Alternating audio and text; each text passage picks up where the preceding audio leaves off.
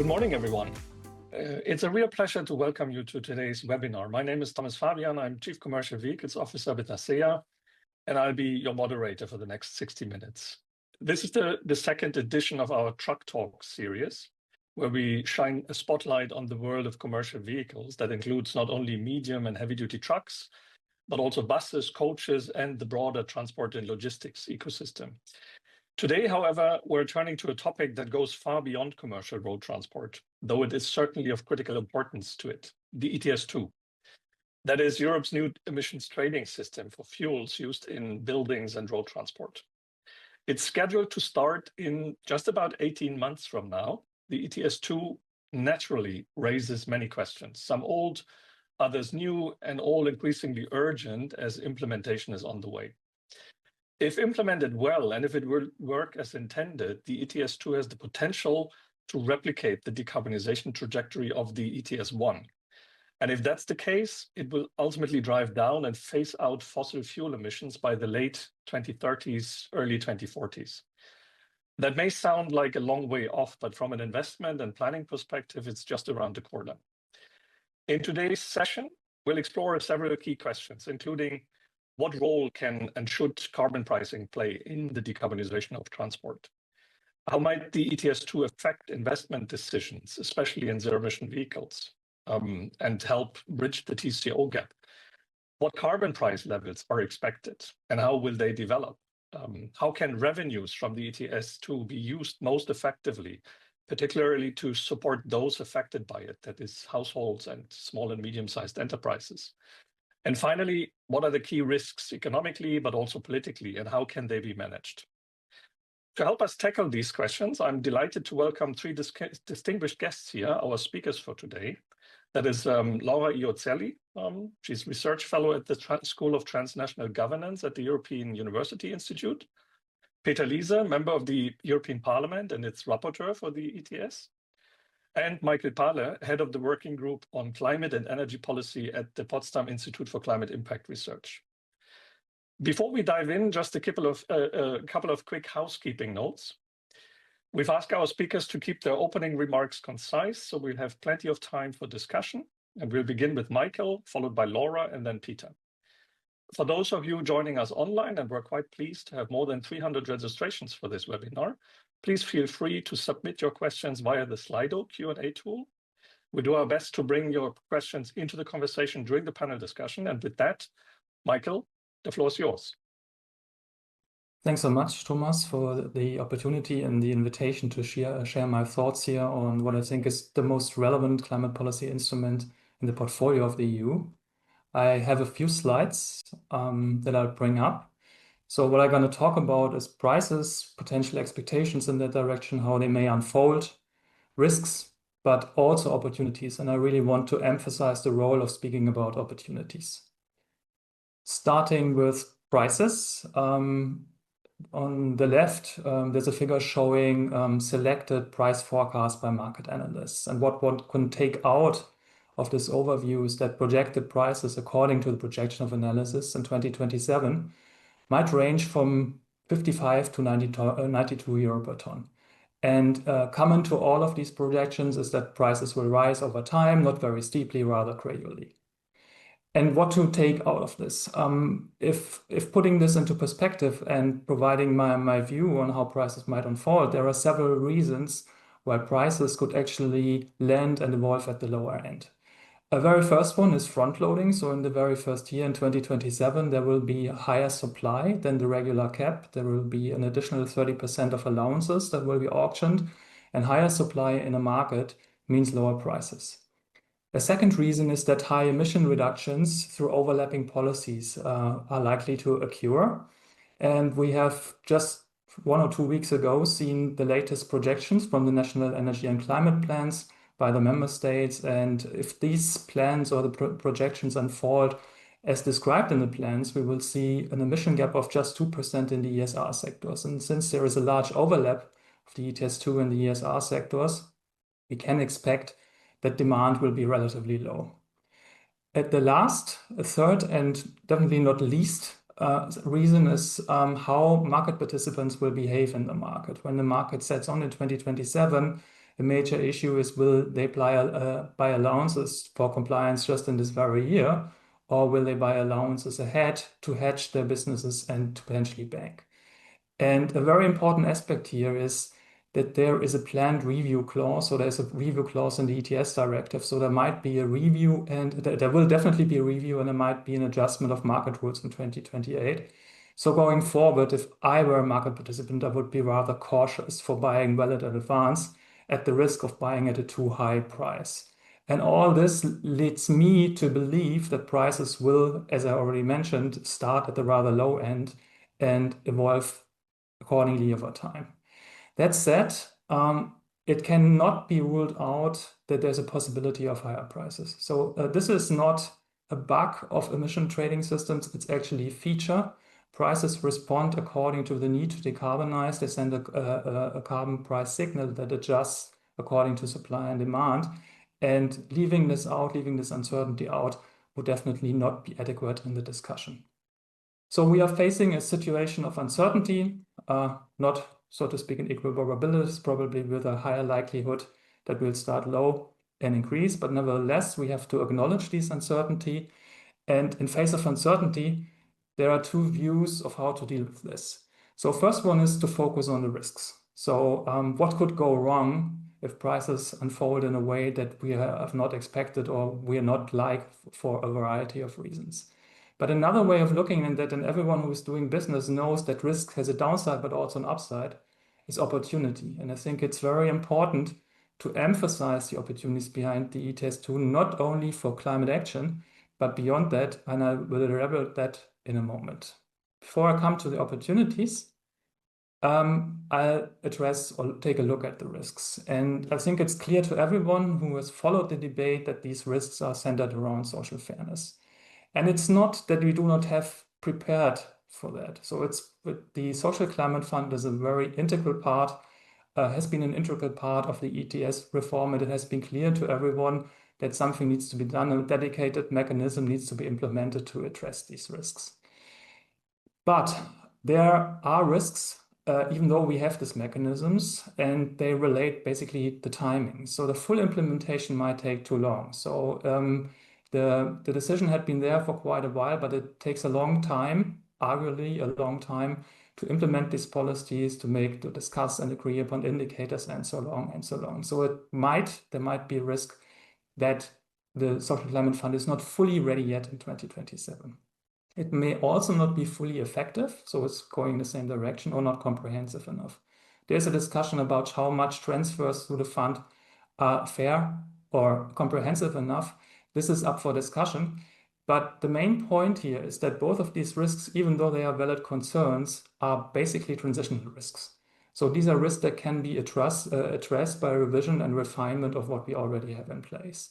And it's unlikely that will be mitigated by delaying the ETS2. So we really need this push. We really need to keep going with getting the things implemented, and delaying the ETS2 would very likely also delay the implementation of the Social Climate Fund.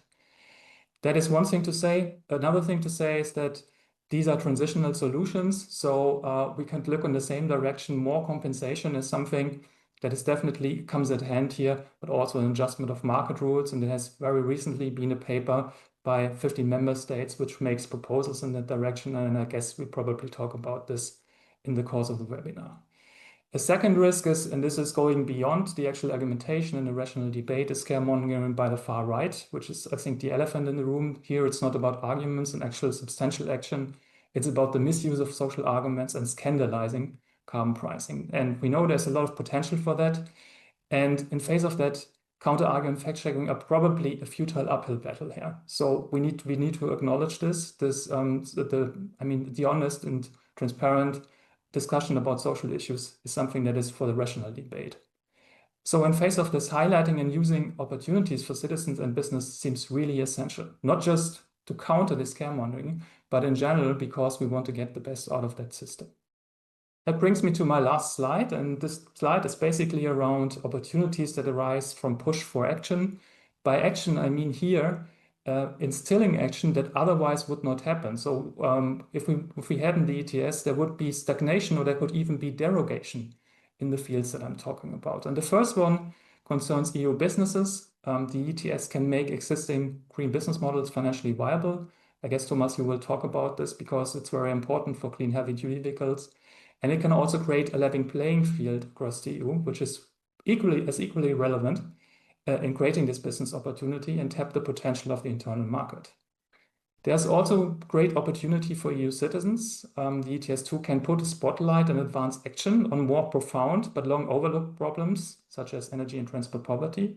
And let me be clear here, the energy poverty is already existing. It's a much more profound problem that is not created by the ETS2.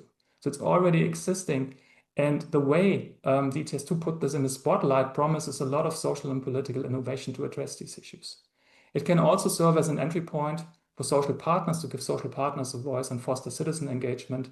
And Laura will elaborate this in a bit more detail. And lastly, and again, not least important, I think actually from my point of view, most important, it offers opportunities for EU integration. So one opportunity is that it can create synergies with other goals, notably energy security. This is something we are looking into here at PIC. So how it can help us to phase out the use of natural gas, not overnight, but in the longer term horizon and with the flexibility that is needed. And it can foster cooperation within the EU. This has, for me, always been the most important instrumental aspect in the ETS2. So we are putting all member states together to create a joint instrument. So it's a push, that's clear. But if it helps us to foster cooperation, it will be a substantial foundation for bringing climate policy forward, because cooperation is what we ultimately need. So we cannot build a functional and effective climate policy without EU cooperation. And if any amendments need to be made from the through the directive or whatever, I think the discussions are up, as we've seen in the paper. I think they are highly welcome from my point of view if they help to foster cooperation. So this is what we need to keep in mind.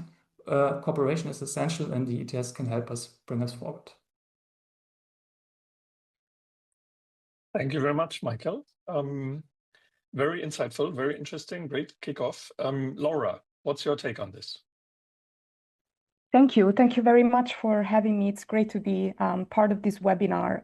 Indeed, I would like to build a little bit on Michael's overview of this kind of risk opportunity framework around the ETS2, and particularly on the opportunities that the system can create, especially as a catalyst for broader social action in Europe's building, but also mobility transition, and as an opportunity to, as Michael was mentioning, address inequalities that already exist within member states, such as energy and transport poverty, so issues that member states are already grappling with internally.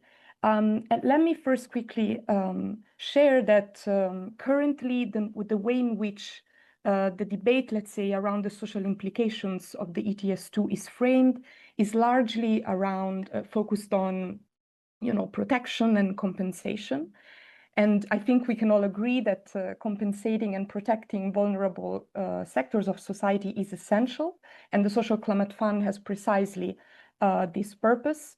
But I think that this approach can indeed inadvertently sort of reinforce a winner versus loser mentality that then populist movements exploit, as we have seen. But it is in this context that the ETS2 can also be an opportunity to shift towards a more sort of participatory and inclusive logic, where people that are consumers, citizens that are affected by ETS2 prices can feel more tangibly the benefits also that the transition is bringing, and not just having to bear the costs of its impact or being temporarily protected by it. So I think on the one hand, there is a really important opportunity in terms of maximizing existing redistribution instruments and use them not just as tools to compensate the most vulnerable sectors, but also as tools to really boost the low carbon investments that are needed. But also, as importantly, I think there's also an opportunity for social innovation and more participatory governance and community engagements, especially in deciding how ETS2 revenues are distributed and used. And actually, in the very design of the ETS and ETS2 policy, engaging with key stakeholders is a key requirement. And also, if we look at some of the challenges, let's say, along the supply chain in the implementation of the ETS2 for the transport sector, such as limited availability of used electric vehicles, for example, or charging infrastructure gaps, these are issues that I think require also citizen input to be solved more effectively. And also the social climate plans that are actually due today officially, so this webinar could not be more timing.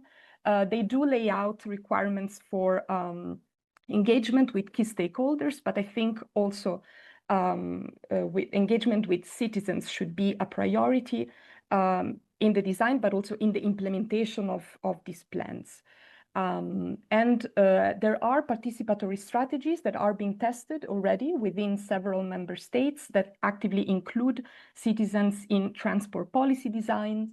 And so there are several member states in which citizen assemblies, for example, have been established specifically for local mobility planning that basically include citizens and let them identify their transport needs and design solutions together with local but also national governments. And I think the idea for these kind of more innovative participatory mechanisms is to move beyond also sort of more traditional top-down participatory mechanisms towards a more kind of bottom-up deliberative types of engagements where it's also really essential for national governments to know better what are the vulnerabilities within their societies and how to address citizen needs more effectively. And let me just conclude with just one point, because I think that this discussion on opportunities is key, but there are also some necessary conditions that need to be in place in order for these opportunities to materialize. And Michael was already, I think, hinting at those. But I think, and maybe we can elaborate a little bit more on those, but I think it's really about how policies are communicated and how they are perceived by the public. It is difficult, I think, for people to understand how market-based policies benefit them, also because it takes time for low carbon investments to generate energy savings, and this in turn feeds into political disaffection. So I think engagement with organized civil society and deliberative democracy innovations are going to be crucial in the kind of second phase or in the actual implementation of the ETS2 and as the system is being rolled out. Thank you. Thank you very much, Laura. And with that, over to you, Peter. Yeah, thank you very much for the invitation. Happy to participate. The ETS is the key element of the European climate policy, and that's why also ETS2 is so important. You know, when you look at the emissions in ETS1, we have halved them since the ETS1 was established, and in particular in the last 6-7 years, we reduced emissions dramatically in ETS1, while in transport and building sector, we are still not on the right track. And, you know, for me, it was very interesting. The ETS2 was never popular. In the parliament, 5 political groups asked to reject it completely.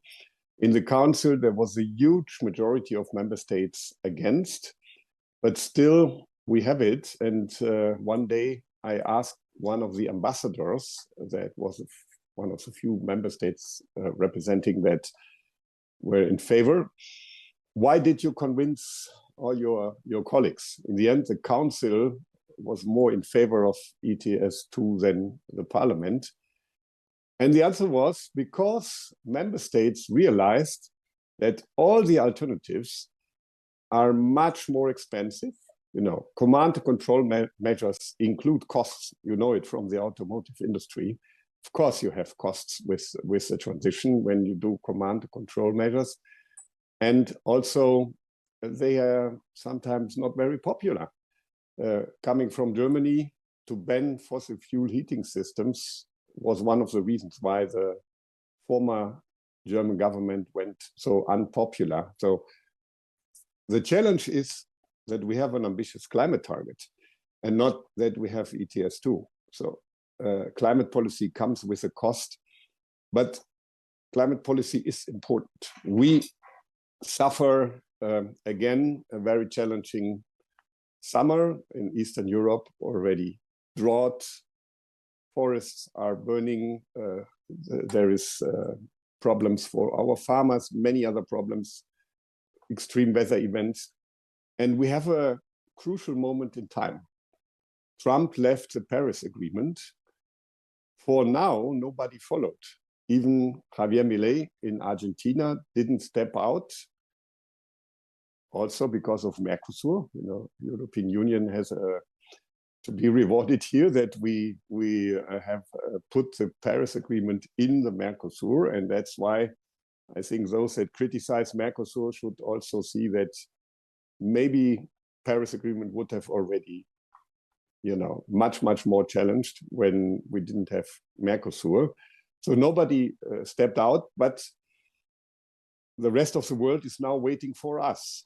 You know, China and others think about pledging reduction targets. You know, for the first time in history, the emissions in China go down, not go up, and they are thinking about pledges. So that's why our role as Europe is important. So for me, the alternative to ETS2 is either, you know, say farewell to our climate targets, which would be irresponsible for our children and grandchildren, or command and control measures that are much more dramatic than anyone can imagine. You know, the famous ban of the combustion engine, the CO2 regulation for cars, the contribution of our 2030 targets from CO2 cars is so tiny compared to the ETS. The ETS brings 25 times more emission reduction than CO2 cars. And everybody says, oh, CO2 cars is so important, but ETS2, we have problems. No, not everybody, fortunately, but many people, in particular, to the left of my group, the EPP group, they like CO2 cars. But even if we ban the combustion engine next year, we will not make it with the targets, because we can only regulate new cars. And if people just continue to buy their old, to drive their old cars and don't buy a new one, we have a problem for the environment, but also a problem for the automotive industry when nobody buys a new car. So that doesn't help. We need an incentive to choose the innovation. And you cannot do this by command and control. You know, can anyone imagine that we go on the street and say, you are no longer allowed to drive your old car, we give you a new one and you have to pay? This is command and control. But that is impossible. And you also cannot prohibit people using their car. You cannot say, today the sun is shining, you go by a bicycle, please. You can only use your car when it's raining. These are individual choices, and only the market-driven system, incentives, can make this challenges that are climate friendly more attractive. So that's why I think the ETS2 has only one real alternative, and that's to say farewell to our climate targets. That's very important. On the other hand, you know, that's where a bit of negative arguments. We don't have an alternative. I see the challenges, and that's why we also need to speak about the opportunities. I fully agree with Michael Pahle here. The ETS2 would be a very important trigger for electrification. For now, the electrical choice in Europe and in many member states is artificially expensive, because electricity prices are subject to many national taxes and fees, but also ETS1. If we have ETS1 and not ETS2, we incentivize the use of fossil fuels, and we disincentivize the use of electricity. But electricity is the energy for the transition, and electricity is also the energy source that we can do independently from problematic countries. We can use renewables, but also nuclear, and we can do it inside Europe, which is mainly not possible for fossil fuels. I also think we need to speak about the targeted spending of the revenues. Social Climate Fund is important, and it's a lot of money, but even more money, much more money, is in the national revenues. Member states will have a lot of money where they can address the challenges. And we have negotiated in the last night of the trialogue that member states must spend the money on purpose. They cannot just use it for any of their budgetary needs. And they need to be transparent. So people need to see where the money goes. That's very important. Then one idea, which I try to spread for more than half a year now, and finally it gets the attention also of Commission and Member States, is a front loading of revenues. So the EIB is now ready to give the Member States money that they will only receive with the ETS2 in the upcoming years, so that we can, for example, start a leasing program for low and medium income families for electric vehicles, so that also these citizens that for now don't see the opportunity to buy an electric vehicle, that they can be enabled to do it with support from the member states, which they get from the EIB in the forecast of the revenues that will come. Last but not least, opportunities. I was very pessimistic on the ETS2 some months ago, but the paper that member states have published last week makes me a bit more optimistic, because 17 member states, including most of those that were rather critical, Poland, Czech Republic, France, many other Central and Eastern European countries, signed a paper where they acknowledge the important role of ETS2. They make some proposals to improve it, but these proposals don't include postponement or scrapping or opt-out, but they work on the price mechanism, which is a reasonable ask, and it can be done with a targeted amendment of the MSR. So we do not have to reopen the whole legislation. So all those that thought ETS2 is dead and will never come can be a bit more optimistic, and that's good news for the climate. It's also good news for all those that offer products which enable people to reduce their carbon footprint. Thank you. Thank you very much, Peter. Very interesting, and indeed a good start for the discussion. And we have already a number of questions also in the tool coming here. Before opening the discussion, I just want to pick up on a few points that each of you mentioned. So first of all, both Michael and Peter, I think you mentioned, of course, the vehicle manufacturers' CO2 regulations, and that is cars and vans, but also trucks and buses. And of course, there's a cost of compliance with meeting those targets. So, and they're extremely ambitious, especially my particular focus, heavy-duty vehicles, especially the 2030 target, is an extremely ambitious and difficult task to meet. So we need every lever to make this happen. The other point that, Michael, you mentioned, transition, right? The keyword. This is a transition. It's not happening overnight. It will take time. And naturally, as I said in the beginning, the ETS2 does raise questions because it has a starting date, 2027. That's just around the corner. And there's lots of uncertainties around this. But it is also, and several of you mentioned this, an instrument to level the playing field between to ensure a competitive a competitive level playing field between member states, those who do have a national ETS and those who do not, but also between modes of transport. So we are, in that respect, we've always been a strong supporter and advocate in advocating for the ETS2. At the same time, it is, as you said, it's also a different instrument that directly affects citizens, something that we have not seen so far, right? And that naturally raises questions. So against this background, we have a couple of questions. So first, perhaps, since the adoption of the ETS2 in 2023, the economic and geopolitical landscape in Europe has shifted considerably. And Peter, you mentioned this, the 17 member states that co-signed a paper. In light of these developments, do you believe that the fundamentals of the ETS2 still hold, or is there actually a case for revisiting the design before its launch in 2027?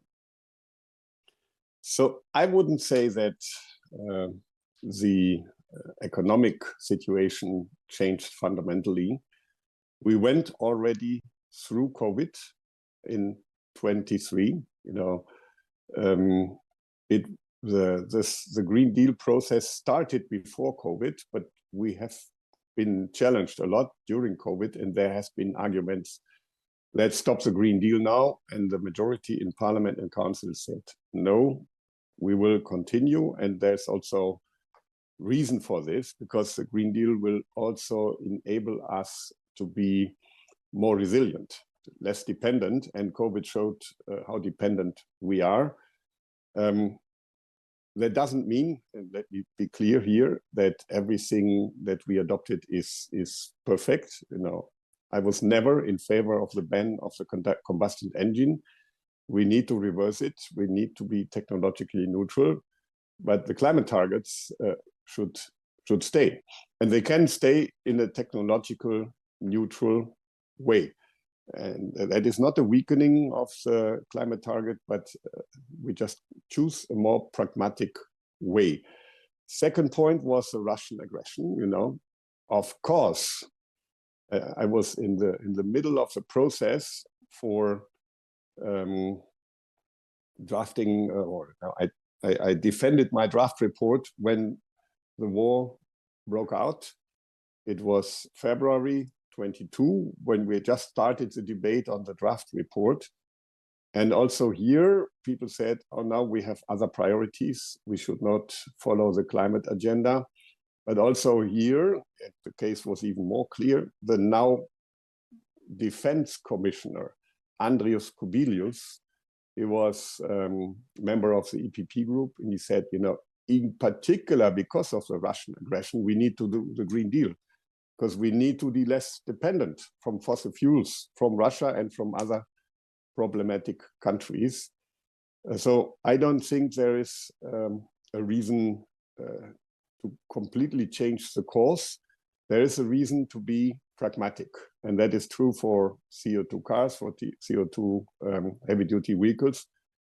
And, you know, this paper of 17 member states, of course, it's an expression that member states are facing challenges, but it is not, the paper as such is not an attack on the ETS2, because to have a stronger MSR can be argued in many countries where there is already a CO2 price. It started very low, and there is legitimate reflections.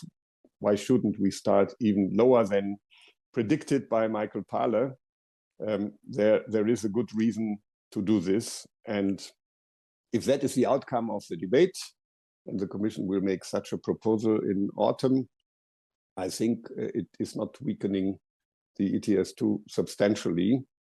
So I think it is a reasonable proposal, and I will look at it with a lot of positive attitude, and also that's what the Commission is doing. Mm-hmm. Thanks. Michael, what's your take on this, especially on the paper? I very much agree with Peter Liese. I think there are two very, very important aspects about this paper. The first one, it's not about delaying and dismantling. It's very constructive in spirit. I think some of these proposals have their own risk, but it's in the way they are formulated, that's something that can be worked with and that can be further negotiated and fine-tuned, bringing in some more market-oriented considerations that would be necessary for long-term credibility, I think. But otherwise, it's really great in the sense of the direction it takes in terms of substance. At the same time, Peter Liese emphasized this. The last time I counted, it was 15, but the list was open, so maybe some others have joined. And this is precisely what I meant with cooperation. I mean, we would actually have expected that the political agreement on the EU level would incorporate cooperation, but of course things are evolving. And now that such a large number of European member states are teaming together, so putting their heads together, coming up with something like this, I think this is not really common in EU policymaking. I think this is rather kind of exception that putting such proposals out in a situation like this can be really seen as an important sign of cooperation ongoing. And I think this is something that would actually a desirable situation that could help us take this further in a constructive way. Thanks. Laura, any additions there? Just to perhaps echo and complement a little bit what was said, I think that the key, fundamentals and principles of the system should stay in place, as highlighted by both my fellow speakers. We see that the EU now is in a situation where it has to rapidly adapt to a lot of external, but also internal shocks. So I think these are also, again, an opportunity to highlight what are the key issues, that ETS2 needs to be kind of cautious about, especially from the social point of view. So I think it's more about focusing on how, the system that is already in place can be implemented in the best way, as opposed to kind of redesigning it or rethinking it altogether. Mm-hmm. Yes. Very good. Now, Laura, you mentioned earlier that of course, none of us is ignorant of the fact that there are questions around the start of the ETS2. And you mentioned one of the core concerns raised is affordability, especially for those potentially affected most by it. What do you think? How can the ETS2 revenues, and in particular the Social Climate Fund, be deployed most effectively to mitigate them? You mentioned that the social climate plans are actually due today. Do you have any, probably should ask the Commission, but do you have any information of if member states have submitted their plans and what do they look like? So my understanding is that some member states are already in the process of submitting the plans. Some plans have been received. Some member states are a little bit delayed. Also, let's not forget about the differences in the member states, and in the capacities, in the resources, from administrative to political to to actually design and prepare and deliver the plans as instructed by the Commission. And I think what is going to be very important is to really kind of, especially when we think of the Social Climate Fund and how it can be best deployed, I think that it's going to be important to treat it as a tool that goes beyond a sort of short-term financial cushion, right? So I think that it will really be important to support more structural kind of reforms that really aim to address the root causes of vulnerability and not just compensate in the near term, which is also essential. So I think it's also going beyond income support to, for example, include investments about, deep building renovations, energy efficiency measures, accessible low emission transport, and as much as possible invest in changes that can be tangible for people also in the near term, to also increase acceptance and awareness of why it is needed now and cannot be delayed further. Mm-hmm. Thanks. Michael and Peter, please feel free at any time, of course, to jump into the discussion here. But I have perhaps a question here also to Michael in this context. I mean, the carbon pricing is meant to drive investments and shift market behavior. And a lot of the discussion and a lot of the questions that are being discussed are how can we avoid high prices, right? And then this also doesn't happen overnight because, as you said, Laura, it requires in many cases structural changes that won't happen overnight. So in view of this, how strong, Michael, do you believe, and how reliable do you expect the ETS2 price signals to be in practice in the end? Yeah, I think the most relevant mechanism by which the ETS price signals, both systems, induce mitigation and investment behavior is by shaping expectations. So if we look at the very short term, there's a good reason, I mean, to use the price signal to shift demands or shift consumption. But what really drives investments is the long-term expectation about where this price will be going. And it's a very important feature of ETSs, and you have seen that on my first slide where I showed the projections, is that over time the prices will go up, needs to go up. That's a built-in feature. And of course, we do not want to jump it upwards. We do not want to catch anyone by surprises. We need to make sure we have a smooth start. So the initial price level needs to be smooth, and this is what we are discussing. But if we are then able to shape expectations and to design the system in a way that people, firms, businesses expect prices to gradually rise over time, and this is precisely the kind of incentive and signal that we need. I mean, it's easier said than done. It very much requires durability and political support. But the way we are having or leading this discussion now is as much about the ETS2 as it is about the role of climate targets and political cooperation. And Peter Liese has emphasized this. So this is why it is so important not to have a dirty solution. We need to have a durable solution that is backed by political compromise, which is the main enabling factor of people forming expectations in the way I just described. Mm-hmm. Thanks, Peter. Yeah, maybe just on this question of the social climate plans, I think it should make, it should get much more awareness. The date is today. Normally, every member state should have sent the social climate funds. And instead of complaining about the challenges, they should do their job. And the social climate plans should also include ideas how to spend the national revenues. And I think we need to be innovative, and that can be also a good solution for the automotive industry that is in crisis. Because, one element of a social climate fund, in my view, should be leasing for low and medium income families. And this would, first of all, show people that it is possible. They, some people are afraid to buy an electric vehicle because they don't know if the battery is really lasting, if they will get something when they sell it. There's a limited second-hand market. But if they start to use it, they can also see the innovation. You cannot compare the electric vehicles of today with those that came to the market 7-8 years ago.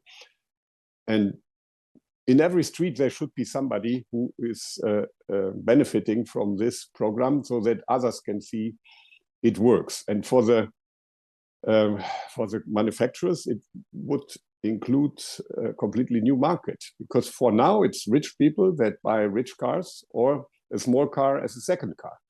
But these low-income families, they were not able to afford. And if they maybe could afford, they were hesitant because they have no financial flexibility and they see the risk. So we can mitigate the risk with these kind of programs. And really, there is more money available than people think, in particular in Central Eastern Europe.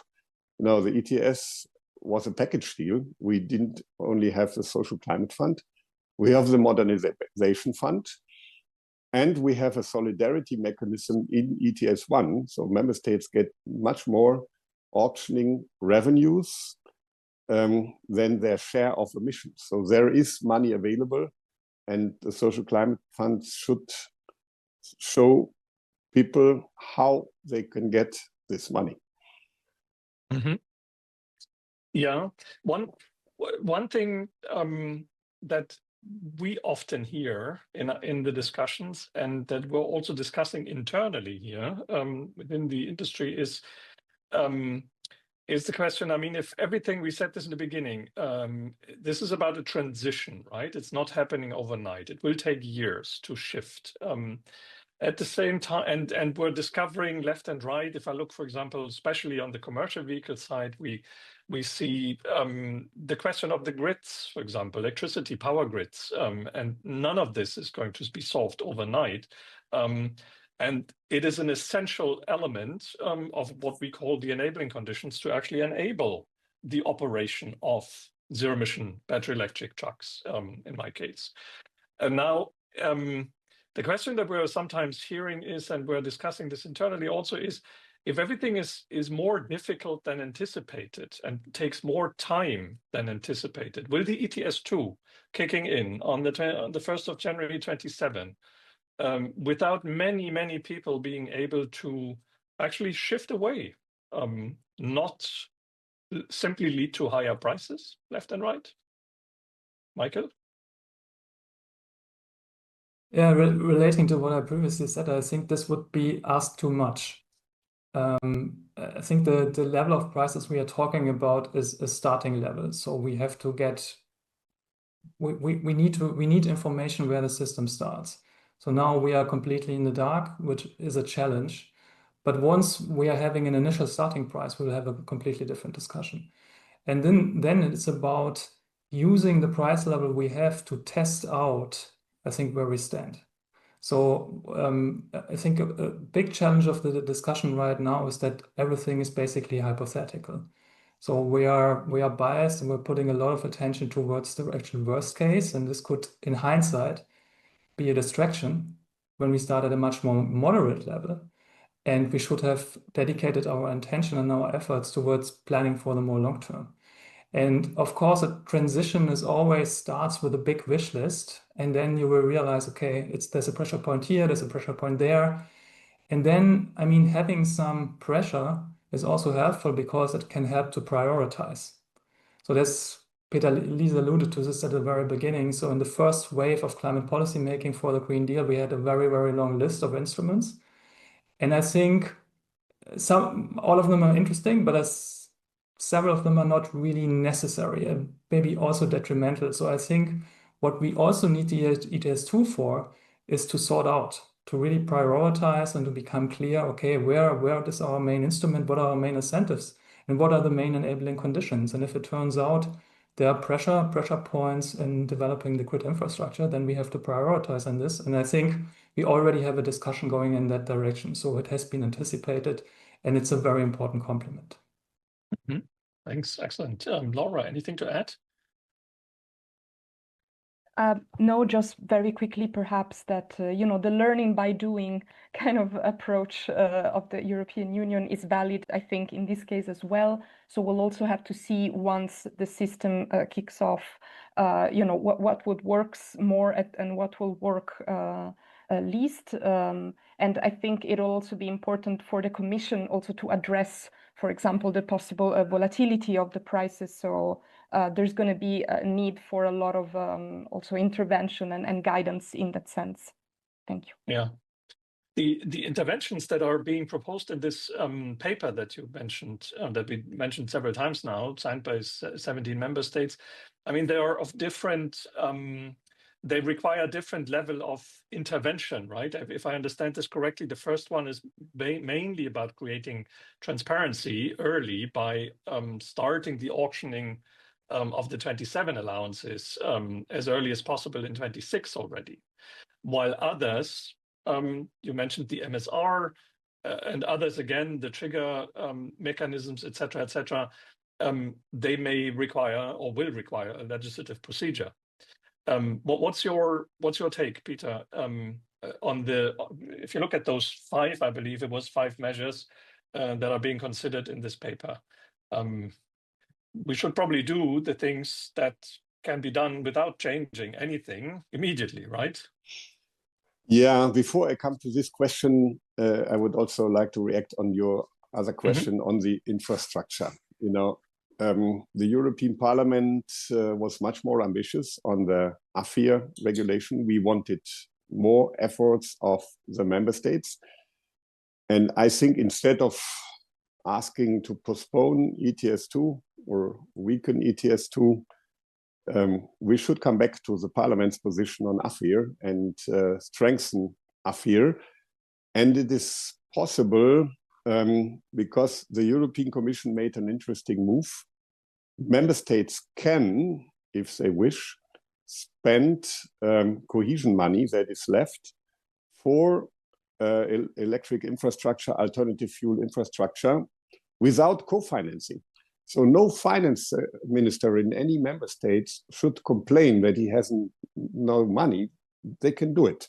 It's available and they can do it now.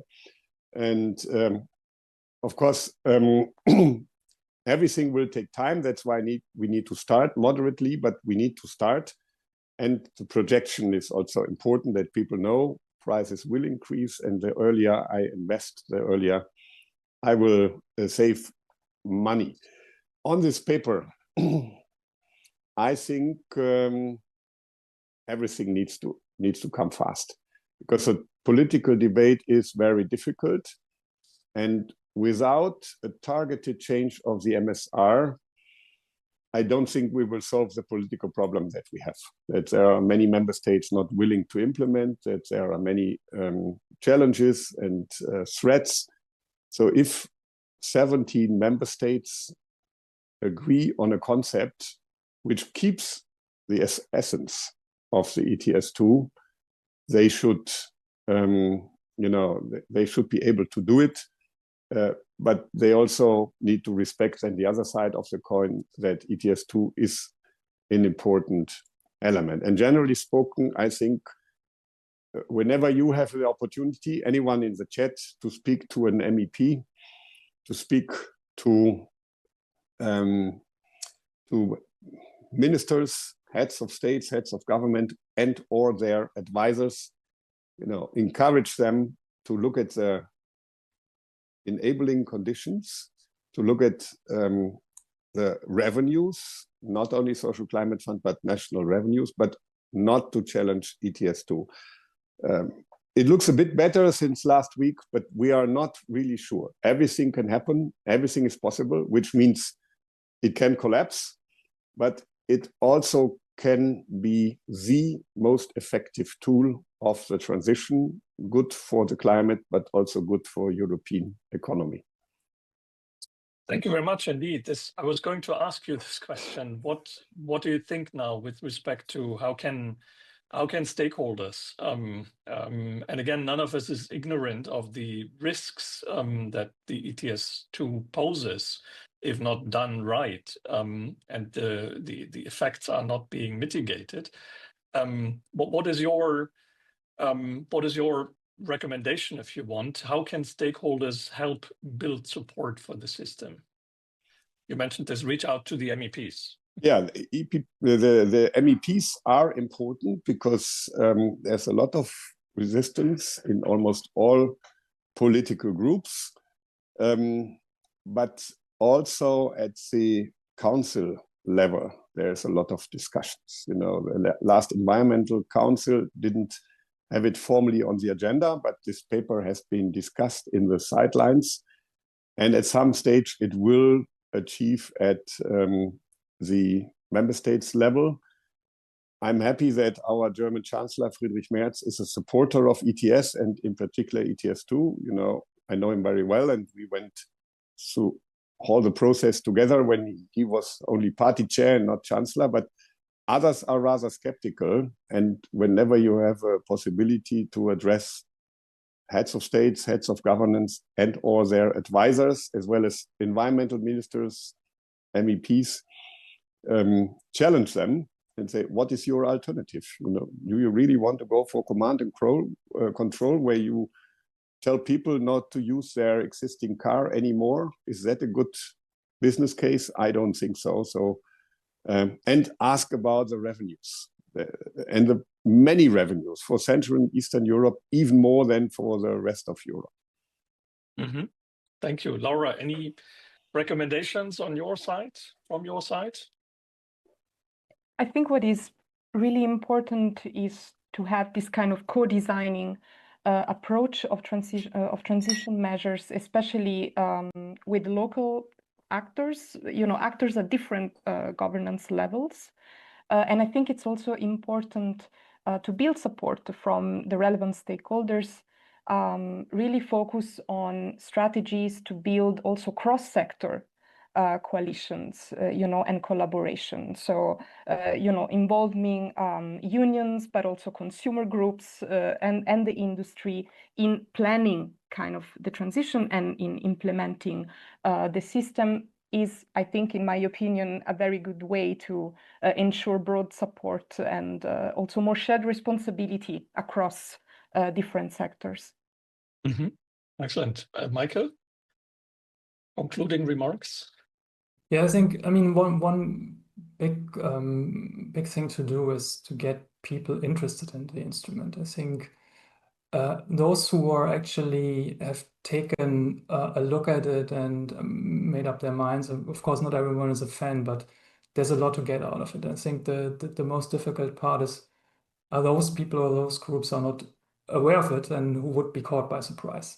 And I think if something like this happens, this can be problematic, and it can be exacerbated by a very high price in the beginning. I mean, admittedly, this has to be taken account of into consideration.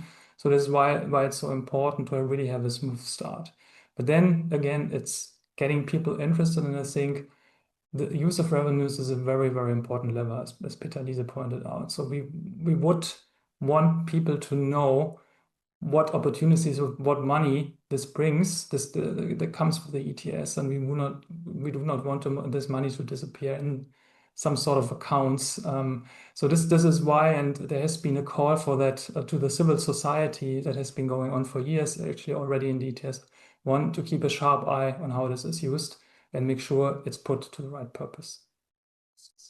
Excellent. Thank you so much. And in view of time, I mean, I think we have plenty more questions in the chat here, and we have plenty more ideas and questions to talk about. However, we're running out of time now, literally.